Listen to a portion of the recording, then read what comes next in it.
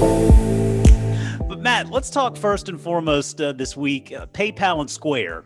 A couple of companies we always enjoy talking about. Members love them, listeners love them for a lot of obvious reasons.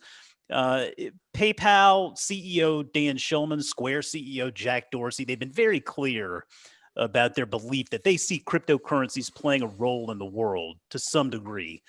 So we've seen some news out from both companies recently in regard to Bitcoin and cryptocurrencies. Let's talk a little bit about the latest. What's the latest with what these companies are doing? Well, so Square's isn't exactly new news. What they recently bought $50 million of Bitcoin for their own balance sheet as more of an investment on their own. But just before we get into PayPal's news, just let me give you some context of how important Bitcoin is that Square has jumped into it. Okay. In the third quarter alone, over $1.6 billion of Bitcoin went through Square's network, meaning Cash App customers bought and sold that much.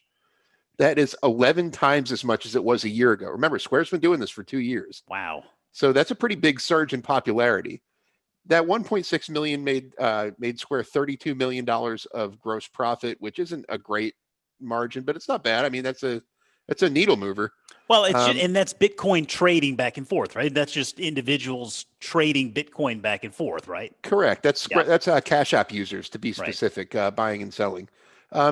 One interesting thing I saw a hedge fund called Pantera Capital estimates that since Square launched 2 years ago, they now account for 40% of Bitcoin volume in the US.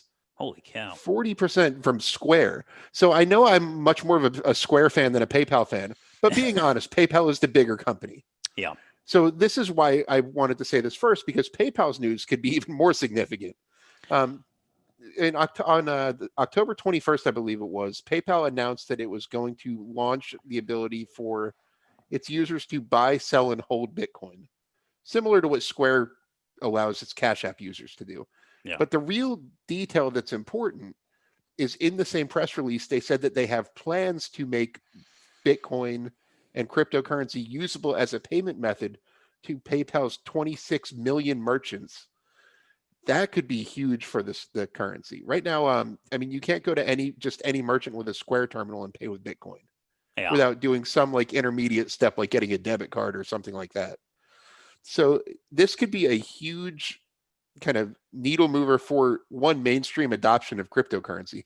I don't necessarily see it as a mainstream, big revenue source for PayPal, but for cryptocurrency as an industry, it could be a game changer. Well, yeah, and I mean, to your point, we talk a lot about needle movers and how companies may introduce some sort of functionality or capability. Maybe it's not a big needle mover, but ultimately what it does is it creates engagement, right? It keeps people within that universe using their products and services. And I mean, I can certainly see where that would be maybe the point of focus in the near term for companies like Square and PayPal, getting that functionality in there. To me, it feels like a very easy bet. Doesn't feel like there's really any downside as long as you understand the space.